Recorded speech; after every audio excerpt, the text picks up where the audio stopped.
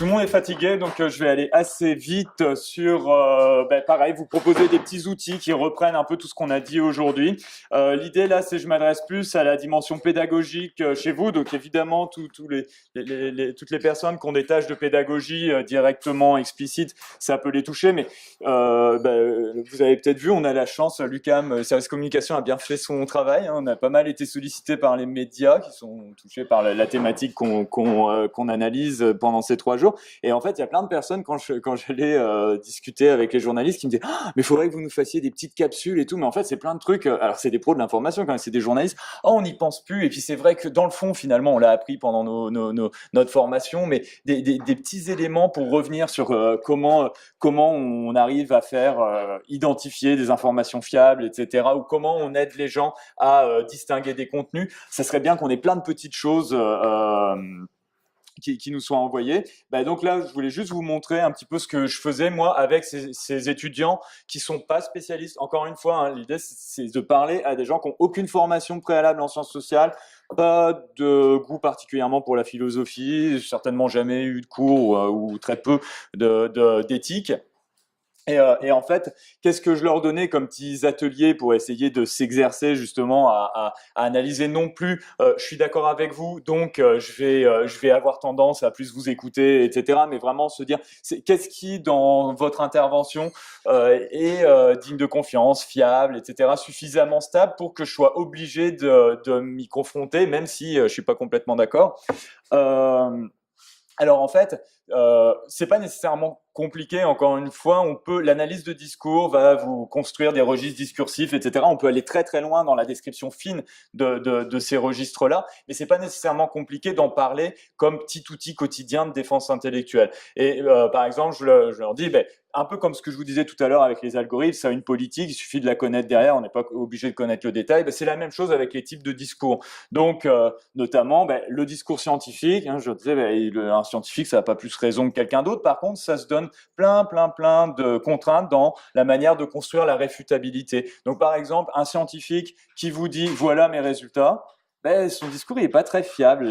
Un scientifique, en général, il vous dit voilà ma problématique, voilà mon corpus, voilà le cas de théorie que j'ai appliqué, voilà pourquoi ma méthodologie elle est justifiée par rapport à la question que je me posais, etc. Et finalement, en gros, dans les débats, c'est rarement les conclusions qui sont mises en cause, mais c'est plutôt tous les éléments qui permettent d'arriver à la conclusion.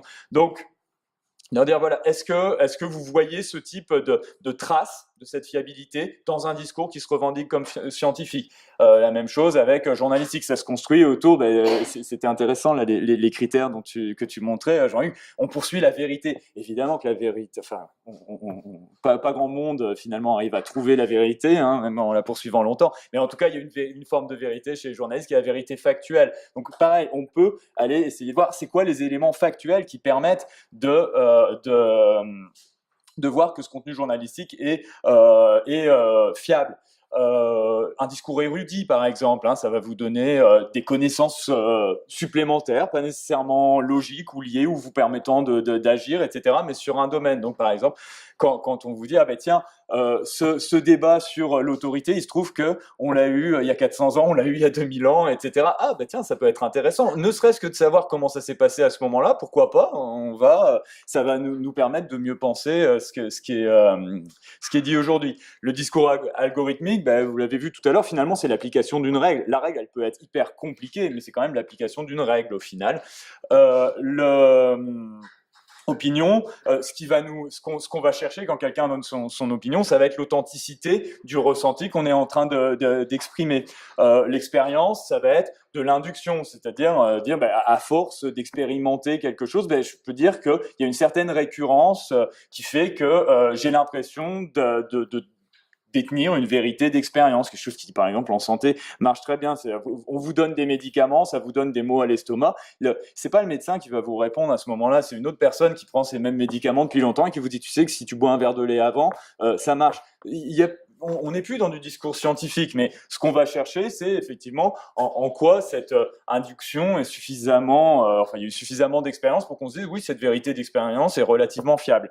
Le discours éthique, c'est sur les valeurs. On peut dire qu'il y a envers et contre toute logique, par exemple, il y a des questions de dignité humaine, etc., qui font qu'il y a certaines choses qu'on n'accepte pas. Et puis, pareil, avec des discours logiques, ben là, on fait appel à la rationalité sur un plan uniquement logique. Alors ça doit vous parler certainement, tous les amis qui vous disent que de toute façon, c'est illogique, vous soyez pas heureux, ou vous soyez pas épanoui, vous soyez machin. Et effectivement, c'est pas logique.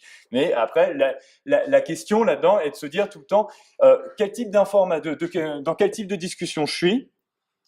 À partir de ce moment-là, c'est quoi les types de vérité? Parce que chacun de ces éléments-là, c'est un régime de vérité potentiel. Lesquels m'intéressent à ce moment-là? Et est-ce que les personnes qui se revendiquent de ces régimes de vérité, effectivement, me donnent des éléments qui me permettent de considérer qu'à chaque fois, c'est fiable. Ça permet quand même de revenir un petit peu, c'était vraiment intéressant ce que tu soulevais, Jean-Luc, parce que quand on regarde tous les critères pour faire une information parfaite, on se rend compte que c'est hyper exigeant, on le fait jamais. Nous-mêmes avons construit une réalité parallèle, une Terre 2, où il y a un mercredi 26 juin, visiblement, dans le courriel qu'on vous a envoyé. C'est de la légèreté, on n'a pas essayé de vous faire croire qu'il y avait plusieurs réalités temporelles différentes, il y avait un mardi 26 et un mercredi 26, sauf qu'on l'a fait quand même. Donc, si on commence à toujours être en train de se dire, par exemple, ce que je vous ai montré aussi ce matin sur la compétence communicationnelle, je veux appliquer tout ça à la lettre, mais c'est une exigence extrême, et puis ça peut, c'est trop exigeant vis-à-vis des producteurs d'informations. Donc, la question, c'est simplement de se dire, selon les contextes, quels régimes de vérité sont les plus importants à mobiliser, et puis, en fonction de ça, aussi, si la chose dont on discute est très sensible pour moi, à ce moment-là, je vais essayer de retrouver plein d'éléments qui permettent de garantir la fiabilité, ou au contraire, pas trop d'éléments. Donc, pour faire assez simple, moi je leur donne tout un tas d'exemples en disant en quoi vous croyez que là, on a remis en cause un régime de vérité, ou on a remis en cause une fiabilité, etc. Un exemple, je vous parlais ce matin du marketing d'influence. Vous avez 3/4 des Canadiens qui vous disent que ça leur pose un problème, le marketing d'influence. Est-ce qu'ils sont irrationnels? Comment ça se fait qu'ils n'aiment pas le marketing d'influence? C'est assez facile. Une fois que vous avez tout ça, plutôt que de dire, alors surtout pour des gens qui vont être plus tard des marketeurs, plutôt que de dire, de toute façon, on va arrêter de faire des études de consommation et continuer à faire des trucs sans les écouter, c'est public parce qu'ils nous empêchent de travailler tranquillement. Et vous pouvez vous dire, ok, c'est vrai que là, quand on est en train de quand on est en train de mobiliser des influenceurs, qu'est-ce qui fait leur autorité? C'est leur ressenti, c'est l'authenticité de leur ressenti. Et que quand on dit, je vous vends un ressenti que vous allez diffuser, on est en train de casser ce régime de vérité. C'est plus fiable, donc c'est tout à fait logique les personnes. C'est pour ça que c'est vraiment une très mauvaise idée et qu'on ne devrait même pas essayer de creuser la piste du marketing d'influence. Ça marche pas comme ça. On est en train de rendre les gens défiants. On crée des stratégies qui font que personne n'aura confiance dans les marques, dans les youtubeurs, etc., etc. L'autre élément, c'est qu'une fois qu'on a ces différents régimes de vérité, ça nous permet aussi de distinguer les niveaux sur lesquels l'information qu'on est en train de consulter nous intéresse. Ça permet aussi, là, peut-être de ne pas avoir des faux débats. Je vous parlais ce matin de ce qui est dommage avec le Time, là, où on est en train de discuter sur la factualité de cette opposition entre Donald Trump et une petite fille qui pleure, etc. Alors que finalement, sur le fond, est-ce que c'était ça que le Time voulait mettre en valeur? Certainement pas, en fait. Je vous donne un autre exemple. Ce que je leur montre souvent, c'est ça. Il y a beaucoup de choses qui ont circulé sur les réfugiés syriens. Quand vous avez ce message-là, est-ce que ce qui est important, c'est de savoir si la photo elle a vraiment été prise en Méditerranée ou pas? Est-ce que c'est important, c'est de savoir si cette jeune fille est bien la fille du papa qui tient dans les bras et tout? Au final, on aurait pu mettre un dessin à la place. On aurait pu ne pas mettre de photo. D'accord? Ce qui est important sur le fond, c'est que ça attaque... ça lance la discussion sur les valeurs, sur est-ce que, comme le pense Mark Zuckerberg, c'est pour ça que je disais, faut appliquer. Non mais t'as tout à fait raison. Mais ce que tu soulèves là, ça renvoie à ce que je disais au début sur, on va se mettre des degrés d'exigence parce que sinon on veut toujours faire un contenu parfait. Or on n'est pas capable de le faire dans tous les cas et on n'a même pas nécessairement toutes les compétences pour le faire. Et on va se mettre des exigences à la hauteur du niveau de responsabilité qu'on a. C'est-à-dire que quand on est en train de tweeter nos opinions entre nous, avec un public plus ou moins large de personnes, et on n'est pas professionnel, on peut pas s'appliquer le même critères de rigueur, ça reste toujours pertinent, la compétence communicationnelle, les 4 dimensions de la compétence communicationnelle, mais on n'est pas obligé de les appliquer aussi strictement que quand on devient un influenceur ou une influenceuse connue. Et puis on peut pas on va pas les appliquer aussi strictement que quand on est en train de, quand on est devenu un professionnel de l'information qui revendique de construire une vérité factuelle sur laquelle on va pouvoir faire du débat public. Ah ouais, mais je sais pas si tu te rappelles, ce matin, je disais, c'est vraiment une erreur, une légèreté professionnelle que d'avoir fait cette une-là, parce que c'était pas ça qu'on voulait lancer comme débat. Et donc, effectivement, dans ces cas-là, en tant que journaliste, on sait ce qu'on est en train de faire. On a en plus plein de moyens pour essayer de produire de l'information et pour produire une. Et donc, à partir de ce moment-là, on aurait pu faire autrement. Notamment, on fait un dessin, si on n'a pas la photo qu'on veut pour essayer d'illustrer le point de vue éthique fondamental qui nous importe, dans ces cas-là, on met pas une photo. Effectivement. Mais vous voyez, c'est pour ça que là, je prenais cet exemple-là. Là, on n'est plus dans le même cas. On est dans quelqu'un qui s'exprime personnellement sur ses valeurs. Donc la question est de se dire, moi quand je suis en train de lire ça, est-ce que sur le fond c'est quoi qu'il est en train d'essayer de motiver comme discussion, d'accord? Parce que c'est aussi ça les littératies informationnelles, de dire sur le fond on est en train de discuter de quoi? On est en train de discuter de factualité ou de valeur? Si on est en train de discuter de valeur, je peux trouver que ça a été mal construit, mais malgré tout essayer d'écouter ce que la personne est en train de me dire sur le niveau des valeurs. Effectivement, il y a au moins 3 dimensions. Moi, on pourrait encore une fois creuser beaucoup plus. Moi, je leur en donne juste 3 pour les aider à évaluer tous ces contenus. Mais c'est de dire, est-ce que les dimensions sur lesquelles porte la discussion, c'est les valeurs, c'est l'actualité des faits ou c'est l'opinion? Autre élément, là, je vous ai pris toute la description que vous fait un témoin. Enfin, d'ailleurs, un témoin qui vous parle, un témoignage d'une personne qui vous parle d'un ami qui, lui, a assisté à des violences policières. Là, par exemple, justement, on n'est plus en train de parler de valeur, on est en train de dire est-ce que c'est arrivé ou c'est pas arrivé. Donc, d'un seul coup, on va réactualiser, même si c'est juste un témoin, notre exigence en matière d'actualité des faits, en disant mais quelle preuve il y a. En l'occurrence, ça, vous pouvez être super choqué quand vous regardez là, c'est super violent, etc. Et vous vous dites, oh, c'est horrible. Mais sur le fond, est-ce que c'est arrivé? Parce qu'il y a plein de films où il se passe des choses horribles, etc. Ça ne doit pas influer notre vote politique ou des choses comme ça.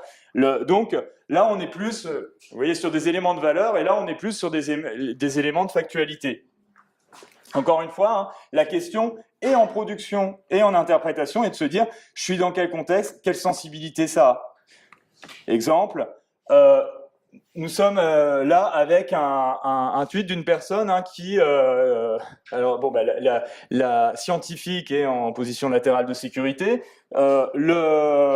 Pourquoi? Parce que vous avez une personne qui passe dans les médias, qui revendique un titre d'expert, de scientifique, de médecine, et qui vous donne des explications sur comment on fonctionne et comment on peut guérir par nous-mêmes en mobilisant notre potentiel énergétique et génétique. Et là, pourquoi ça passe pas du tout? C'est parce qu'il y a une revendication d'autorité par rapport à une vérité scientifique et que la personne, elle n'est pas du tout en train de mobiliser des connaissances scientifiques pour ça. D'accord? Donc,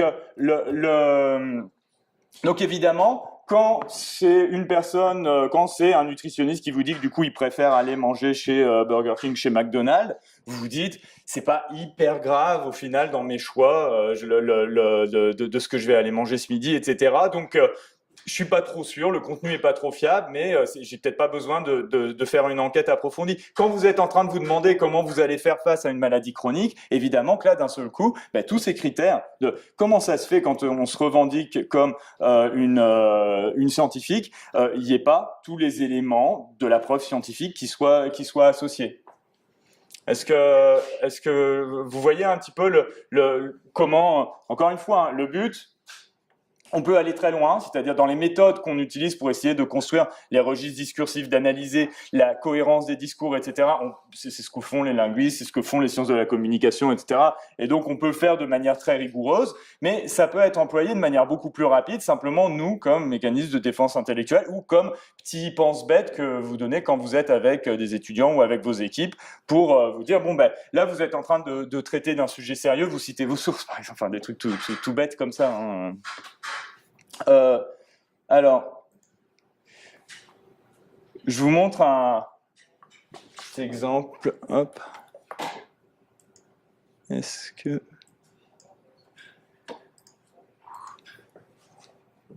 Une protéine, c'est une simplification. C'est déjà une sorte de mensonge, je pense qu'on dit que l'être humain a besoin de manger une protéine. Parce qu'en fait, on est incapable d'utiliser les protéines qu'on mange telles quelles. La première chose qu'on fait lorsqu'on mange une protéine, c'est de la digérer, c'est de la décomposer. On va la décomposer en acides aminés. Parce qu'on n'est pas capable de réutiliser telles quelles les protéines qu'on mange. Si vous mangez de la viande, par exemple, vous ne serez pas capable de réutiliser telles quelles l'hémoglobine que vous mangez. Et on devrait dire, on a des besoins dans tel et tel acide aminé. En fait, les animaux sont incapables de fabriquer les acide aminés. Incapables. La source de l'acide aminé, ce n'est absolument pas les animaux, ce sont les plantes. Il n'y a que les plantes qui sont... Donc, je vous passe le détail de la vidéo. C'est des éléments que j'imagine vous avez déjà vus régulièrement. Ça fait partie justement des vidéos assez populaires que tu montrais, Jean-Hugues.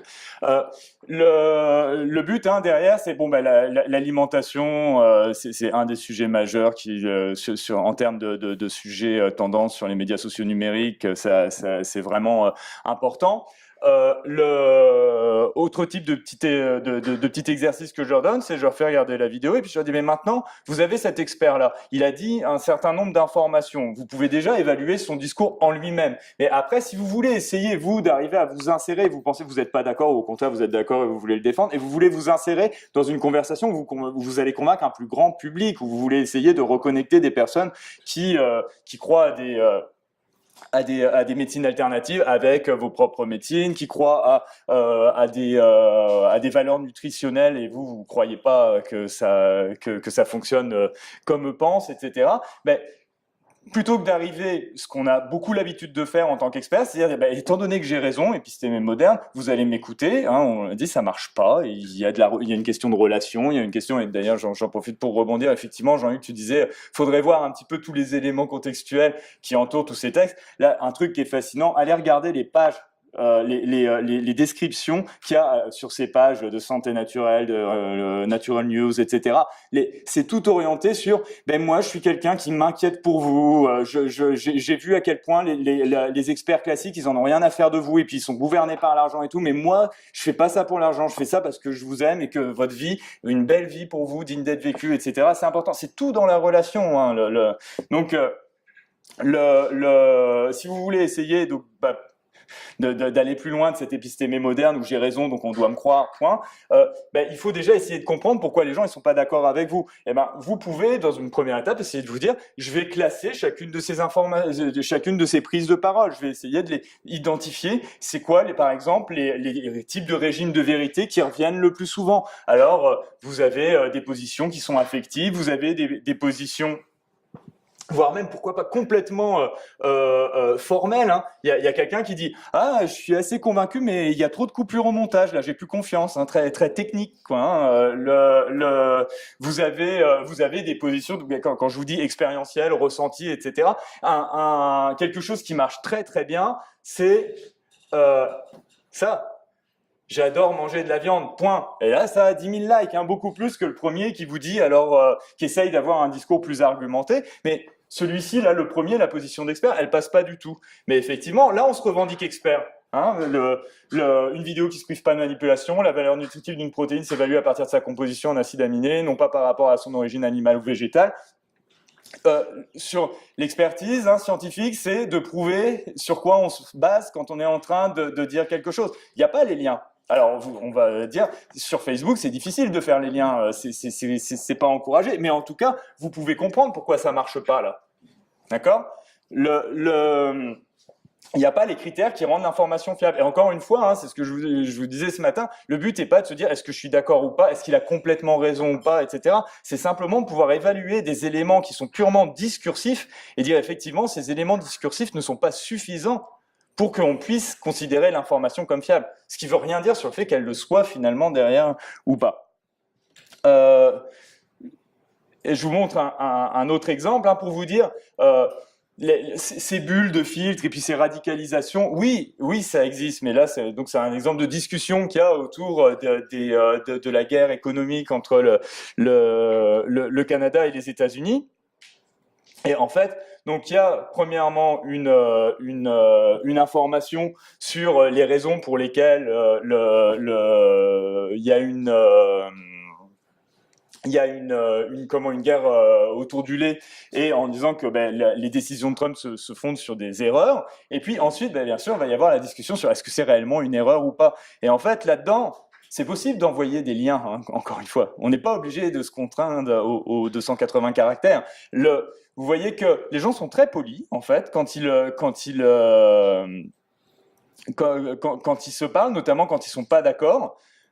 Mais c'est très très rare qu'ils aillent chercher des éléments complémentaires. D'accord ? Donc en fait, on voit que tout le monde se parle relativement poliment, et puis tout le monde repart en n'ayant pas du tout convaincu les autres et en restant convaincu de son propre élément. Et donc ce qu'on peut essayer de faire, encore une fois, je vous dis, il faut être très très humble dans ce qu'on essaye de faire, c'est de se dire si je suis conscient de quel régime de vérité je suis en train d'essayer de convoquer, quelle position d'autorité j'essaie de revendiquer, je vais essayer de construire mon discours en y rajoutant, en saupoudrant tous les éléments que je peux qui me donnent cette garantie-là. Donc ça peut marcher aussi très bien quand les personnes elles sont indiquées. Je veux dire, là c'est quand même des gens visiblement il y en a plein qui sont impliqués parce que de toute façon ils le vendent leur lait, donc il y a des résultats directs sur leur vie quotidienne et sur leur salaire à ces décisions-là. Si vous leur dites, évidemment 280 caractères, je peux pas vous faire la démonstration, mais si vous voulez, il y a un lien vers mon blog où j'explique plus en détail pourquoi c'est une décision erronée, etc. Un petit peu comme Jean-Luc disait, vous voulez retester, allez-y, il y a GitHub, hein, on n'est pas obligé, on n'arrête pas de penser à la fin du quart d'heure de discussion. Ça permet d'essayer de prouver qu'il y a plus de fiabilité. Voilà, encore une fois, hein, je vous dis, ça c'est pour le coup, c'est un savoir expérientiel, c'est basé sur de l'induction, ça fait 4 ans maintenant là, que je donne ce cours-là, ça fait 4 ans qu'à chaque fois, à la fin, les personnes elles sont plus nuancées. Donc on contrebalance les éléments quand on les fait parler au début sur, par exemple, est-ce qu'il faut boire du lait ou pas. Vous avez plein de personnes, j'imagine vous en croisez tous au quotidien, qui sont complètement vent debout sur le lobby laitier, etc. Et puis au fur et à mesure, elles peuvent tout à fait continuer à avoir leurs propres opinions, mais en acceptant qu'il y a des arguments pour le lait qui peuvent être tout à fait appuyés. Voilà, donc c'est un moyen d'essayer, à mon avis, de montrer comment on peut essayer, on est au courant de comment on construit des discours rigoureux, et en même temps, on identifie les contextes pour essayer de se mettre un niveau d'exigence vis-à-vis de ces discours à la hauteur de ce qu'on peut faire hein, en tant que producteur d'information. Si on n'a pas beaucoup de moyens pour le faire, on peut pas, on peut, et notamment, hein, c'est aussi la richesse du discours, c'est d'essayer de montrer tout ce à quoi on ne répond pas. C'est-à-dire, j'ai pas les éléments pour vous répondre sur ça, mais je peux vous, par exemple, sur la vérité, mais sur ma sincérité, sur l'entente réciproque, sur le type de situation. Voilà, là, par contre, je suis très clair. Donc, je me base sur des éléments limités en termes de prétention à la vérité, mais je suis sincère et vous pouvez être en confiance sur ce sur quoi on est en train de discuter. C'est des éléments qui sont souvent suffisants pour que vous obteniez une écoute. Nous ne sommes pas systématiquement hostiles, mais évidemment que ça ne veut pas dire que nous ne sommes pas de temps en temps, même assez régulièrement. Et puis là, pour le coup, ça va dépendre des plateformes aussi. Vous essayez de discuter sur YouTube, mais à partir d'une vidéo justement de petits chatons mignons, on arrive à se détester en 3 échanges. Sur Twitter, c'est un peu plus long avant de s'insulter, etc. Vraiment, les contextes vont changer. Et peut-être aussi, un professionnel de l'information, il faut peut-être aussi choisir ses combats à un moment, en se disant, on va sur des espaces où c'est possible de discuter, effectivement.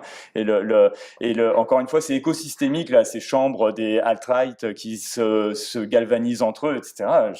Essayez d'aller plonger là-dedans, vous n'y arriverez pas. Mais là, je pense, enfin, ce que tu soulèves à travers l'idée qu'on ne fait pas l'effort parce que nous, on est les experts, c'est un peu ce que disait tout à l'heure Olivier avec l'idée, l'intelligibilité, on s'est pas beaucoup appuyé dessus, là, quand même, pour l'instant, et puis pareil pour la prétention à la vérité. Et c'est vraiment quelque chose qui est très, très documenté dans ce que je disais ce matin là, sur la sociologie du risque, c'est-à-dire que le rapport expert-profane, il est tendu, pas que parce que les profanes ne reconnaissent pas les experts. Souvent, encore une fois, par exemple, en santé, les profanes, ils vont chercher d'autres informations. C'est pas pour remettre en cause les experts, c'est pour arriver à vivre avec les prescriptions des experts en disant comment ensuite j'applique concrètement. Mais du côté des experts, on a notre propre humilité à commencer à intégrer parce que effectivement, pour beaucoup de personnes, c'est vécu comme une remise en cause, etc. Et nous, on n'a pas à se justifier.